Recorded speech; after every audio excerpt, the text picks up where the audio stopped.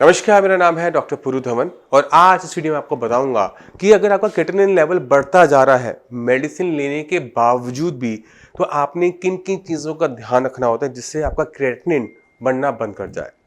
एक kidney failure patient की report में जब क्रिएटिनिन बढ़ना शुरू होता है तो हर किसी को, उसको, उसके घर वालों को, सबको टेंशन होनी शुरू हो जाती है, क्योंकि उन्हें पता होता है कि क्रिएटिनिन अगर बढ़ता चला गया तो डायलिसिस की नौबत ज़रूर आएगी। अब मेडिसिन खाने के बाद, ट्रीटमेंट लेने के बाद अगर आपका क्रिएटिनिन ना संभले तो हमें कहीं ना कहीं अपनी कंडीशन को एवेल्युएट करना पड़ता है कि कहाँ हमने कमी छोड़ दी थी। क्या हमारे खाने पीने में कमी थी, क्या हमारे ट्रीटमेंट में कमी थी।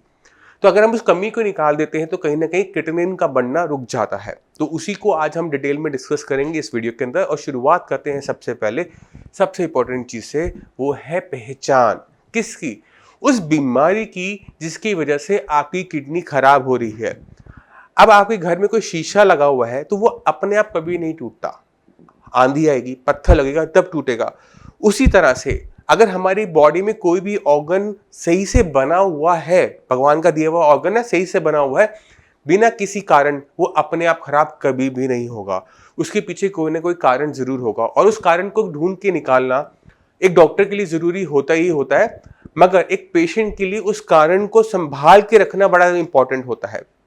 तो एग्जाम्पल से समझने की कोशिश करते हैं।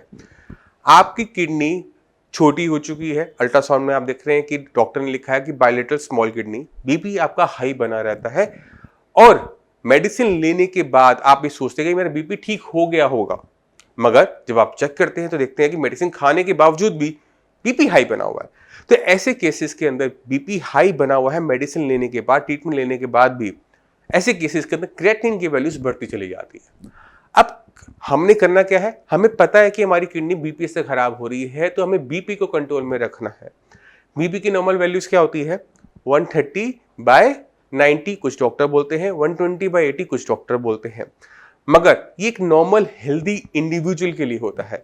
मगर एक किडनी फेलियर पेशेंट के लिए ये वैल्यूज को थोड़ा सा लो डाउन कर दिया जाता है। क्यों कर दिया जाता है? क्योंकि उससे हमारी किडनी पे कम से कम दबाव बने। तो आप अपना जो नॉर्मल ब्लड प्रेशर है, जो आपको मेंटेन करना है, उसमें आप देखिएगा कि ऊपर वाला कोई भी लेवल्स हो, 120 हो, 130 हो, 140 हो, चलेगा, मगर नीचे वाला 70 और 80 की रेंज के अंदर चलेगा। अगर उससे ऊपर जाता है तो आपकी किडनी को नुकसान होगा। अब जैसे अगर मैं अपने हाथ को ऐसे छूऊं, मुझे कोई दिक्कत नहीं होगी, मगर अगर मेरे यहाँ पे जख्म बना होगा तो ऐसे आराम से भी छूऊंगा तो भी दर्द होगा। क्यों दर्द होगा? क्योंकि ये नॉर्मल नहीं है। चोट लगने के बाद ये जगह नॉर्मल नहीं हुई। इसी वजह से जब किडनी के साथ किडनी नॉर्मल होती है तो 130/90 बीपी नॉर्मल है, मगर जब आप किडनी फेलियर के पेशेंट हो जाते हो तो नॉर्मल चीज भी आपकी किडनी के लिए खतरनाक हो सकती है। तो इसलिए बीपी को थोड़ा सा लो रखो, जिससे उस पर कम से कम नुकसान हो और आपका क्रिएटिनिन ना बढ़े। इसी तरह से अगर आपकी किडनी डायबिटीज से खराब हुई है, डायबिटीज आपकी बढ़ी रहती है, इंसुलिन लेने के बावजूद भी, मेडिसिन लेने के बावजूद भी, तो डॉक्टर की सबसे अच्छी दवाइयां भी आपके केस में फेल होनी शुरू हो जाएगी। क्यों? क्योंकि जो शुगर हमारी बढ़ती है वो हमारी उस टाइम में किडनी को नुकसान पहुंचाती है। अगर रोज थोड़ा थोड़ा नुकसान भी हो रहा है तो महीने के एंड पे वो इकट्ठा होकर बड़ा हो जाता है। तो आपने कोशिश क्या करनी होती है कि आपकी जो शुगर लेवल्स हैं, चाहे वो फास्टिंग हो, पीपी हो, या फिर वो रैंडम ही क्यों ना हो, 180 से नीचे बने रहे। अब कुछ पेशेंट कहते हैं कि मेरी खाली पेट तो 60-70 आती है, बट मैं जैसे खाना खाता हूँ ना वो 250 पार चली जाती है, तो मैं क्या करूँ? अगर आपकी फास्टिंग शुगर नॉर्मल आती है बट खाना खाने के बाद पीपी शुगर आपकी बढ़ जाती है, तो खाने को आप 2 टुकड़ों में बांट दो। यानी नाश्ता आप एक बार में नहीं करोगे, 2 बार में करोगे, लंच भी 2 बार में और डिनर भी 2 बार में। इसमें क्या होता है कि खाना थोड़ा थोड़ा खाया जाता है। थोड़ा खाना खाने से थोड़ी शुगर बढ़ती है और वो 180 का क्रॉस नहीं करेगी, वो उससे नीचे नीचे ही रहते हुए वापस नीचे आ जाएगी, और जब वो नॉर्मल आ जाएगी हम दोबारा से खाना खा लेंगे। इससे हमें ताकत पूरी मिलती है, शुगर हमारी स्पाइक अप 250 तक नहीं करती। तो छोटा सा मैंने आपको दे दिया, आपने इस चीज का ध्यान रखना होता है कि अपनी जो शुगर लेवल्स है वो 180 से नीचे बने रहे। अगर बीपी और शुगर हम कंट्रोल कर लेते हैं तो 80% जो पेशेंट है किडनी फेलियर की, उनकी प्रॉब्लम सॉल्व हो जाती है। मगर जो 20% पेशेंट हैं जिनकी किडनी पॉलीसिस्टिक किडनी या फिर आईजीए नेफ्रोपैथी या किसी और बीमारी से खराब हो रही है, वहां पर जो ट्रीटमेंट का प्रोसीजर है वो बदल जाता है, जिसे हम अगली किसी वीडियो में एक्सप्लेन करेंगे। एक बार आपने अपनी किडनी को खराब करने वाली बीमारी को कंट्रोल में कर लिया तो उसका फायदा क्या होता है कि उससे अब और किडनी के अंदर नुकसान नहीं पहुंचेगा, तो आपकी बीमारी वहीं पे थमना शुरू कर देती है। अब दूसरी चीज क्या करनी होती है, आपने अपनी डाइट पे ध्यान देना होता है, क्योंकि अगर आप किडनी फेलियर के पेशेंट हो और अपनी मर्जी से कुछ भी खाए जा रहे हो, बाहर का खाना खाए जा रहे हो, तो जाने अनजाने में हम ऐसे बहुत सारे केमिकल्स खा जाते हैं जो कि हमारी किडनी को निकालने पड़ते हैं, उस पर काम करना पड़ता है और उसके बीच में हमारी किडनी को नुकसान पहुंचता है। तो अपने खाने पीने पे ध्यान दो कि बेसिकली आप क्या खा रहे हो। कभी कभी कुछ पेशेंट्स अपनी डाइट को बहुत ज़्यादा टाइट कर देते हैं परहेज के नाम पे, कि मैं परहेज करूंगा मैं ठीक हो जाऊंगा, मैं परहेज करूँ मेरा क्रिएटिनिन डाउन हो रहा है, तो उसको भी इस गहराई से समझने की कोशिश करते हैं। अगर सपोज करो मैं सिर्फ घिया तुरी टिंडा खाऊंगा तो क्या होगा, मैं कुछ दिन तो खा पाऊंगा क्योंकि मैं इसे उबाल के खा रहा हूँ, उसमें बहुत हल्का सा नमक हल्का सा हल्दी डाल रहा हूँ, तो उसका स्वाद नहीं होता। अब जब हम इसे उबाल के हम खाना खाते हैं तो उसमें ताकत भी नहीं होती। जब ऐसा खाना मैं रोज रोज खाता हूँ तो कुछ दिन के बाद मुझे उससे उबकाई आनी शुरू होती है, मैं खाना खाया नहीं जाता, मेरा खाना कम हो जाता है और मैं क्या देखता हूँ कि मेरा जो वेट है वो डाउन होना शुरू हो जाता है। तो मान लो कि मेरा वेट 90 किलो है, मेरा वेट कम हुआ, 5 किलो नीचे गया, 85 हुआ, तो मेरे क्रेटिनिन में 1 पॉइंट का फर्क आ जाएगा, यानी जो क्रेटिनिन लेवल मेरा 8 था वो अब 7 हो जाएगा। अब चलते हैं थोड़ा सा अगले एक और महीने में। अगले महीने भी मैंने 5 किलो अपना वजन और गिराया, मेरा वेट 85 से अब 80 हो गया, मेरा क्रेटिनिन जो 8 था वो 6 हो गया। बट अब यहां से दिक्कत होनी शुरू हो जाती है, जब हम खाना लंबे टाइम तक छोड़ते हैं तो मेरी बॉडी में अब वीकनेस आने लगी है, मेरे लिए चलना उठना बैठना मुश्किल होने लगा है, मेरे शरीर में प्रोटीन जा नहीं रहा मगर मेरे यूरिन से प्रोटीन निकले जा रहा है, जिसकी वजह से मेरी बॉडी में प्रोटीन की डेफिशिएंसी होने लग गई है।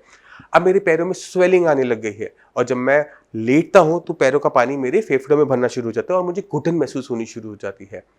यानी खाना छोड़ने पे जब प्रोटीन हमने खाने में बंद किया तो उससे हमारी कॉम्प्लिकेशन शुरू हो गई, क्रेटिनिन डाउन हुआ। मगर ये क्रेटिनिन क्यों डाउन हुआ, अब उस पर चलते हैं। मेरी बॉडी में क्रेटिनिन कहाँ बनता है, मसल्स में, ठीक है, मसल्स में बनने वाला वेस्ट मटेरियल है। तो जैसे जैसे मैंने वेट लूज किया था वैसे मेरी मसल्स भी कम हुई और मसल्स कम होने की वजह से क्रेटिनिन की प्रोडक्शन भी डाउन हुई। यहाँ पे किडनी ने अच्छा काम नहीं किया मगर मसल मास कम होने की वजह से मेरे क्रेटिनिन में जो 8 था वो 6 हो गया। अब सवाल है तीसरे महीने का कि तीसरे महीने क्या ऐसा ही हो पाएगा, क्या मैं और वजन गिरा पाऊंगा और यह क्रेटिनिन मेरा यहाँ पे संभल पाएगा। तीसरे महीने पहुंचते पहुंचते तक क्रेटिनिन की वैल्यू बढ़नी शुरू हो जाती है, जो लेवल 8 था अब वो 9 पहुंच जाएगा। क्यों? क्योंकि जब मैंने खाना खाना बंद किया था तो मेरी किडनी को भी खाना मिलना बंद हो गया, जो पहले ठीक से काम थोड़ा बहुत कर रही थी उसने वो भी काम करना बंद कर दिया, जिसकी वजह से क्रेटिनिन जो मेरा डाउन हुआ था वो अब तीसरे महीने में बढ़कर जाना शुरू करेगा। अब क्रेटिनिन भी बढ़ गया और ना खाना खाने की वजह से मेरी बॉडी में वीकनेस हो गई है। अब अगर मुझे जाके डायलिसिस करवाना पड़ता है तो मेरा डायलिसिस लंबा टाइम नहीं चल पाएगा। क्यों? क्योंकि बॉडी में इतनी वीकनेस जनरेट हो चुकी है कि बॉडी उस डायलिसिस को ज़्यादा सर्वाइव नहीं कर पाएगी। तो ये गलती मैक्सिमम किडनी फेलियर के पेशेंट करते हैं। उनको लगता है कि परहेज करने से मेरी किडनी ठीक हो जाएगी, वेट लूज करने से मेरी किडनी ठीक हो जाएगी, बट ऐसा होता नहीं। इसके बिल्कुल उल्टा ही होता है कि पेशेंट की condition day by day worse होती चली जाती है। तो आपने क्या काम करना होता है, आपने अगर क्रेटिनिन को कम करना है तो अपने खाने पीने को बंद करने से नहीं होता।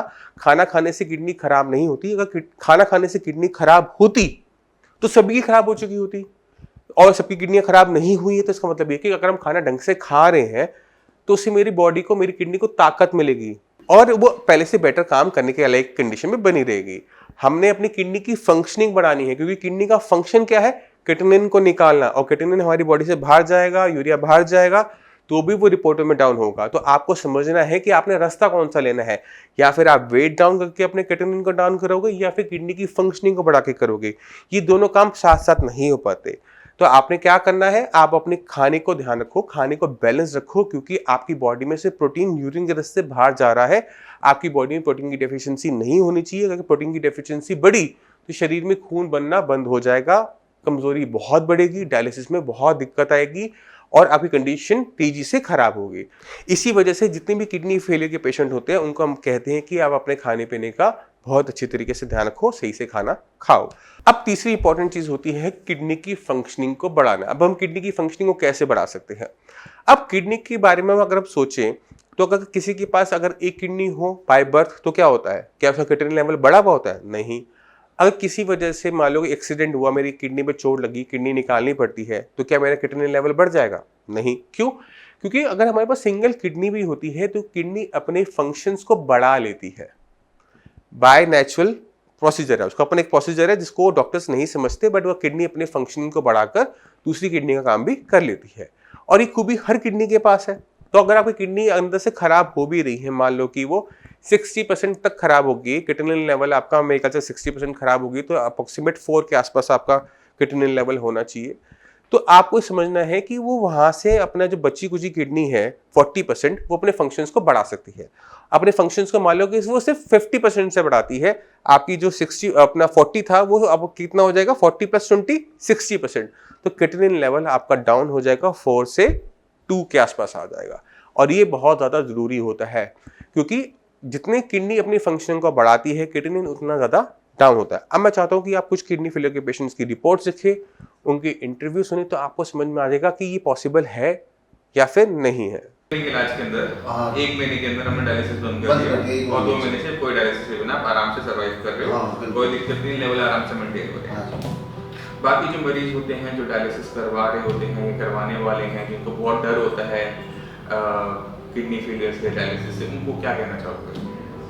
मैं ये कहना चाहूँगा जी, एक बार यहाँ पे ट्राई करने में कोई मेरे लिए तो सक्सेसफुल ही हुआ, और यहाँ आएगा तो फायदा मिलेगा। नमस्कार, मेरा नाम है डॉक्टर पुरु धवन और आज आपको ऐसे पेशेंट से मिलवाएंगे जिन्होंने अपना डायलिसिस को रुकवाया।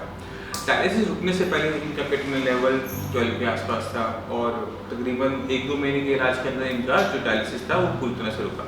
तो मैं ज़्यादा बात नहीं करता, चलते हैं मनोज जी के पास और उनसे जानते हैं कि उनकी लाइफ में साइंस जी ने इन्हें क्या परिवर्तन किया। तो मनोज जी, आपको कब पता लगा था किडनी खराब हो रही है आपकी? मेरे को जी पता लगा था फरवरी में। फरवरी कौन सा साल? इसी साल। इसी साल में? हाँ जी। अच्छा, और लेवल क्या था तब किडनी के? उस टाइम तो लेवल मेरा जी बिल्कुल ही डैमेज था, मतलब डॉक्टर ने तो जवाब दे दिया था वहाँ। अच्छा। हमारे वहाँ मैंने फिर दिखाया इसमें, और एक वो था उसमें लिखते था, दोनों ने ट्रांसप्लांट के लिए बोला। ट्रांसप्लांट के लिए बोला था। हाँ जी। और तब किडनी के लेवल क्या था? तो मेरा 530 तो यूरिया था। 530 यूरिया? हाँ जी। और किडनी 12 था शायद। 12 के आसपास था। डायलिसिस शुरू हो गया था? डायलिसिस शुरू हो गया था हर दूसरे दिन। हर दूसरे दिन, हफ्ते में 3 बार डायलिसिस होता था आपका? हाँ जी। और फिर कब तक चला वो, फरवरी से लेकर? वो चला जी, ये देख लो यहाँ 3 महीने हो गए मुझे को यहाँ। हाँ, मैं 4 महीने चला वहाँ। 4 महीने आपका हफ्ते में 3 बार डायलिसिस चलता हाँ था। जी। फिर आप यहाँ पर आए? हाँ, यहाँ पे आने के बाद फरवरी, मार्च, अप्रैल, मई, जून में? हाँ जी, जून में आया था मैं। मई के आखिर में, जून में? मई के लास्ट में 29 तारीख को मंगाई थी मैंने दवाई। हाँ, 29 मैंने 1 तारीख से स्टार्ट की थी दवाई लेना। दवाई लेना जून में, 1 जून से शुरू हाँ, किया। फिर मेरी डायलिसिस होने लगी लेने के बाद 15 दिन में। 15 दिन में एक बार? हाँ। जो हफ्ते में पहले 3 बार होता था वो 15 दिन में एक बार चला गया? एक बार। और अब कितनी बार? अब तो बंद है पूरा? अब तो बंद हो गई। मैं आपको थोड़ा सा मनोज जी के बारे में बता देता हूँ। इनकी किडनी जो खराब हो रही थी वो ब्लड प्रेशर की वजह से हो रही थी। ब्लड प्रेशर हाई रहने की वजह से इनकी किडनी श्रिंक होने लगी। जैसे किडनी श्रिंक होती चली गई, इनकी किडनी लेवल बढ़ते चले गए और इनको डायलिसिस की जरूरत पड़ गई। अब शरीर में वजन बढ़ रहा है पहले से? हाँ, पहले से इम्प्रूवमेंट है शरीर में। जो डायलिसिस आपका हफ्ते में 3 बार चल रहा था, कमजोरी जो आती है, अब वो कमजोरी शरीर में है नहीं है? नहीं, अब कुछ नहीं है जी, बहुत अच्छा महसूस कर रहा हूँ मैं। काम पे जा रहे हो, नहीं जा रहे? काम पे तो नहीं जा रहे हैं, लेकिन मैं तो बोल रहा हूँ, लेकिन घर वाले मना कर रहे हैं, बोला अभी और अभी थोड़ा सा लॉकडाउन है, थोड़ा सा कर लो, ठीक है। अभी कहीं शरीर में सूजन? न सूजन वगैरह कहीं नहीं है। खाना प्रॉपर हो रहा है? खाना फ्रेश अच्छी तरह से, ठीक है, फ्रेश प्रॉपर हो रहा है, खाने में भी दिक्कत होगी। शरीर में ताकत पूरी बनी हुई है? ताकत पूरी है मेरे हिसाब से, लेकिन अभी थोड़ा टाइम लगेगा। अब आपके लेवल किस लेवल पे मेंटेन हो रहे हैं? यूरिया तो जी आपने देख, मैंने रिपोर्ट तो मिली आपके पास है। हाँ जी, मैं बता देता हूँ। यूरिया तो आपका तकरीबन 100 के आसपास है। हाँ, 100 के आसपास है। क्रिएटिनिन हमारा जो मैनेज हो रहा है वो तकरीबन 6-7 के आसपास मेंटेन हो रहा है। 7 के आसपास मेंटेन हो रहा है, ठीक है। डायलिसिस पूरी तरह से बंद हो गया। और कब से बंद हो गया तकरीबन बता दो? ये डायलिसिस बंद होया तो ये मान 2 महीने के आसपास हो गए। 2 महीने हो गए, कोई डायलिसिस हमारा हाँ। नहीं हुआ। अब सवाल यहाँ यह उठता है कि साइंस इंजीनियर ने इनकी किडनी का ऐसा क्या किया कि ये डायलिसिस रुक गया।